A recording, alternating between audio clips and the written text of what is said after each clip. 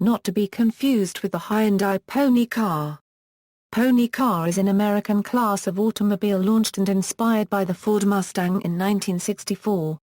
The term describes an affordable, compact, highly styled car with a sporty or performance-oriented image. Origins of the class. The Pony car had its origins in the late 1950s demise of the original two-seat Ford Thunderbird. While the model's 1958 transformation into a larger, four-seat personal luxury car proved to be a sales success, Ford dealers and consumers alike lamented the loss of the sporty halo car. For several years Ford explored various plans for a similar showroom traffic builder to attract buyers who would ultimately purchase more mundane automobiles. An added impetus came from the 1960 introduction of the popular Chevrolet Corvair. Initially positioned as an economy car, the Corvair's plusher-trimmed and sportier Monza model sold around 144,000 units by 1961, serving as the catalyst for Ford to create the now instantly recognizable Mustang. The Monza's bucket seats and floor-mounted transmission shifter started a trend towards sportier cars equipped with both in all sizes from compacts to full-size cars. Ford initially responded with Futura and Futura Sprint versions of its Ford Falcon, Chrysler with the Plymouth Valiant Signet and Dodge Dart GT, American Motors with the 440h and Rogue versions of the Rambler American, and Studebaker with the sporty Daytona version of its compact Lark. Other sporty bucket seat compact cars that appeared during the early 1960s included the Mercury Comet S22, Oldsmobile F85 Cutlass, Buick Special Skylark, and Pontiac Tempest Le Mans. Most of these sporty compacts came with the same economical six-cylinder engines as their more mundane counterparts, but in some cases more powerful V8 engines were at least optional along with four-speed manual transmissions and center consoles between the front bucket seats. Some technical developments that debuted in early sporty compact cars in the US included a turbocharged six-cylinder in the rear-engine Corvair Monza Spider Corsa, turbocharged aluminum V8 on the 1962 Euro 63 Oldsmobile Cutlass Jetfire, and a standard 194 Achaean four-cylinder engine rear transaxle combination on the 1961 Euro 63 Pontiac Tempest Le Mans. In 1963, the Le Mans introduced a 326 Achaean V8 option producing up to 280 HP. Although these sporty versions of mundane compact cars were a commercial success for most automakers, some auto executives led by Ford's Lee Iacocca believed they only scratched the surface of the potential market. During this period there was a strong influx of young buyers with discretionary income and a taste for vehicles with a younger image than a standard sedan. Iacocca's marketing studies revealed that if a unique-looking sporty car could be offered at an affordable price, it would find many buyers. Ford's response was the Mustang, an enormous success right from its April 17, 1964 launch. Year one sales forecasts of 100,000 units were shattered on the first day, when Ford dealers took orders for 22,000 vehicles, forcing the company to shift production mid-year. The extended model year sales totaled 618,812 Mustangs. Defining the class, the 1964 Mustang provided the template for the new class of automobiles. The term pony car to describe members of its ranks was coined by Car Life magazine editor Dennis Shattuck. Although the Mustang was based on the Falcon platform, its long hood, short deck look was unique. Offered as a two-door coupe copyright and convertible, it was nevertheless mechanically mundane in its basic form, with a 170 Achaean six-cylinder engine coupled to a three-speed manual transmission. Its attractive $2,368 base price included bucket seats, carpeting, floor shifter, sport steering wheel, and four-wheel covers. Importantly, it had an extensive list of options that featured V8 engines, cruise-o-matic automatic transmission or four-speed manual gearbox, radios, air conditioning, power steering, and other accessories. A fully dressed V8 Mustang could increase sticker price by up to 60%, which generated excellent profits for Ford. As a result, the basic two-door, four-passenger pony car characteristics were set: stylish and sporty long hood, short deck, and open-mouth styling, affordable base price, off-the-shelf mass production components, wide range of often lucrative options to individualize each car, youth-oriented marketing and advertising. Tellingly, while most pony cars were available with more powerful engines and performance packages enough to propel some into the muscle car realm, the vast majority were sold with six-cylinder engines or ordinary V8s. For the most part, the high-performance models saw limited sales and were largely limited to drag racing, road racing, or racing homologation purposes. Pony car competitors. Despite the immediate success of the Mustang, many feared that the bubble would soon burst. Even though an early competitor, the Plymouth Barracuda, had actually gone on sale 2 weeks earlier, other manufacturers were generally relatively slow to respond. Well aware of the Mustang's upcoming debut, Chrysler had sought a low-cost way to expand the appeal of its mainstream compact variant. The company's precarious financial situation meant the resulting Barracuda was compromised, with insufficient distinction from the Valiant and styling that drew mixed reactions. As a result, its sales were a fraction of the Mustang's. Initially, General Motors believed that the restyled 1965 Corvair would be an adequate challenger for the Mustang. However, when it became clear that the Corvair itself was doomed, the more conventional Chevrolet Camaro was introduced. It appeared in 1967, at the time the Mustang received its first major redesign, and was joined by the Camaro-based Pontiac Firebird and the Mustang-based Mercury Cougar. American Motors made its entry late in 1967 with the Javelin. It was described by race driver Gordon Johncock as a roomy, comfortable, peppy and handsome example of a so-called pony car, the type of automobile that's showing up more and more on U.S. highways. Although U.S. showrooms were awash in pony cars, a final contender appeared in 1970, Dodge's Challenger, essentially an enlarged Barracuda. The term pony car applied to all versions of these nameplates, from base models through high-performance muscle car extremes, developed in league with factory-supported racing to gain a marketing edge.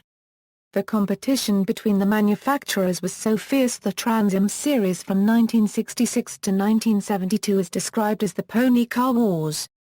While sales were strong throughout the end of the 1960s, pony cars' greater value was in generating brand loyalty, particularly among the crucial youth market. In 1970, Car and Driver reported that while very few pony car drivers bought a second, around 50% purchased another model from the same manufacturer. Even so, by as early as 1969 sales were beginning to slide, dropping to 9% of the total market from a peak of 13% in 1967. The success Ford experienced with the Mustang also inspired Japanese carmaker Toyota to introduce the Celica in 1970. Parroting Ford, Toyota built the first Celica on their compact economy Carina platform. Though the smaller Celica had a generally similar appearance to the Mustang, no Japanese automaker came forward with a V8-powered, rear-drive sporty coupe. Instead, they largely stayed with 4- and 6-cylinder models that accentuated practicality at the expense of personality, from the Celica to the Datsun 240Z. The 4-cylinder Honda Preludes of 1978 to 2001 had no trace of the daring, danger and aggression that appealed to fans of powerful American muscle cars, reflecting heavy taxes imposed by Japanese government regulations on engines over 2,000 cc. In Europe, Ford began production of the Lotus Cortina, followed by the European Ford Capri, while GM of Europe introduced the Vauxhall Forenza. In April 1970, Ford began selling the Capri in North America as the Mercury Capri, as well as in South Africa and Australia. Expansion and decline. As with most automobile redesigns, each subsequent generation of the pony cars grew somewhat larger, heavier, costlier, and more plush. Big block engines joined the option list, and both performance and comfort options proliferated. The 1973 Mustang, for example, was 8.5 inches longer, 5.9 inches wider, and over 600 pounds heavier than the original edition. The Dodge Challenger, meanwhile, was only slightly smaller and lighter than Dodge's intermediate cars. The added bulk left the standard 6 and V8 engines sorely pressed, while the introduction of powerful big blocks underscored the limitations of the pony car's suspension, brakes, and tires. By 1970, buyers were moving away from the pony cars either towards smaller compact cars or toward larger, more luxurious models. Performance of the hottest pony cars began to erode as a result of emissions controls and the added weight of required safety features. The 1973 oil crisis left the bulky pony cars out of step with the marketplace. The Challenger, Barracuda, and Javelin were cancelled after 1974, and the Camaro and Firebird nearly died at the same time, although they received last-minute stays of execution. The Cougar became an upscale personal luxury twin to the Ford Thunderbird, while the Mustang was reinvented as the Mustang II and marketed as fuel-efficient compact with luxury or sporting trim packages. Later developments. Popularity was culturally promoted by such examples as the Firebird Trans Am in popular movies such as Smokey and the Bandit, and TV programs such as The Rockford Files and Knight Rider. The GM pony cars experienced resurgence in popularity in the late 1970s that helped ensure their continuation. The Mustang was redesigned with a renewed sporty image in 1979, prompting Mercury to re-enter the pony car market with a Mercury Capri twin based on the new Mustang. Chrysler, beset by financial problems, did not revive the pony car, although it did offer other front-wheel drive performance models with a similar spirit. American Motors brought back its AMX model named to the performance-oriented i6 or V8-powered rear-drive Spirit, a similar car to the Mustang hatchback of that era. Advertising with the line "Don't horse around" compared the value of AMC's model in relation to the 1979 Ford Mustang. In 1982, the Spirit GT became America's first pony car available with a 5-speed gearbox. Sales of the Mustang remained strong, although in the 1980s Ford gave serious consideration to replacing it with a front-drive model. Emissions and fuel economy concerns led many of the latter-day pony cars to offer 4-cylinder engines, although they were never as popular as 6-cylinder and V8 models. By the mid-1980s, the pony car survivors enjoyed a period of renewed popularity as progressively more and more powerful V8 engines were offered in performance-oriented versions of these vehicles. However, declining sales and the growing popularity of rear-wheel drive light trucks and sport utility vehicles ultimately led to the demise of the Camaro and Firebird after the 2002 model year. 21st Century Revival. The dilemma facing automakers in offering pony cars going forward is developing a suitable platform that is affordable and capable enough to be viable. Unlike the mid-1960s, the large majority of modern compact cars are front-wheel drive, with 4- and 6-cylinder engines, and the widespread use of unibody construction makes engineering a specialized body an expensive proposition. In 2005, Ford introduced a new Mustang based on a dedicated platform. The success of this model inspired Dodge to reintroduce the Challenger in 2008 and Chevrolet to reintroduce the Camaro for 2010, which unlike previous pony cars, were based off a full-size car architecture. NASCAR brought pony cars to its second-tier nationwide series at the Subway Jalapeno 250 at Daytona International Speedway in Daytona, Florida, on Friday, July 2, 2010. Dodge raced its Challenger, and Ford raced the iconic Mustang.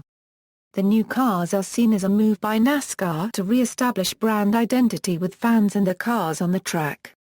The pony cars are expected to make their way to NASCAR's premier Sprint Cup Series in the 2014 season. Also, silhouettes of the Chevrolet Camaro have competed in the Rolex Sports Car Series, whereas production-based versions of the Camaro, Challenger and Mustang have raced in the SCCA World Challenge and Continental Tire Sports Car Challenge, as well as SCCA and NASA amateur competitions. The Camaro and Mustang have been adapted to GT3 regulations, although not by Chevrolet or Ford themselves. References. External links, media related to pony car at Wikimedia Commons.